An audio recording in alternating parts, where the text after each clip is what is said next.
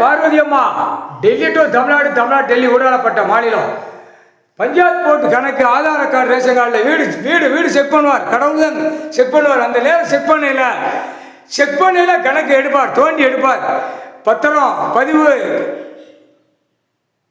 Aadhaar card, ration card உள்ள கணக்கு, panchayat board கணக்கு, இந்த 2 கணக்கு செக் பண்ணையில் எல்லாம் உள்நாடு வெளிநாடு எங்கெங்கே ஊடா எல்லாம் வாங்கி போட்டுப்பான்.